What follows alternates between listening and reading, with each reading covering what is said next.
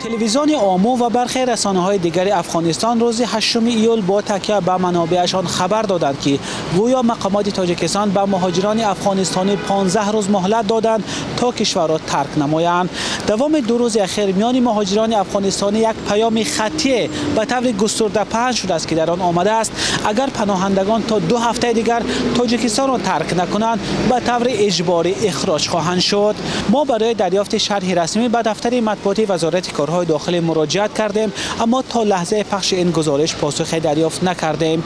اداره کار با پناهندگان در تابعیت همین وزارت قرار دارد. خبرنگاران رادیوی آزادی در شهر وحدت با چند مهاجر افغانستانی صحبت کردند. آنها در صحبت غیر رسمی گفتند که چنین آوازها به گوششان رسیده است، ولی تا حال مقامات تاجیکستان به طور رسمی چیزی به آنها نگفتند. سفارت افغانستان در تاجیکستان و جمعیت مهاجران افغانستانی آریانا نیز گفتند از مقامات تاجیک در مورد اخراج پناهندگان افغانستانی هیچ گونه آگاهی رسمی نگرفتند. پخش شدن چنین خبر در حالی است که در یک سال اخیر گزارش‌ها درباره بازگردانی اجباری گریزها به افغانستان زیادتر شده است. وزارت مهاجرت حکومت طالبان روز 31 می در خبرنامه اعلام کرد که 49 مهاجر افغان به سبب‌های نامعلوم از تاجیکستان اخراج شدند.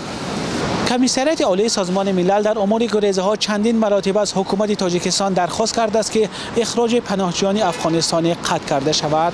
بر پایه آمار آخری سازمان ملل در تاجیکستان تخمینا 9000 پناهجوی افغانستانی به سر میبرند.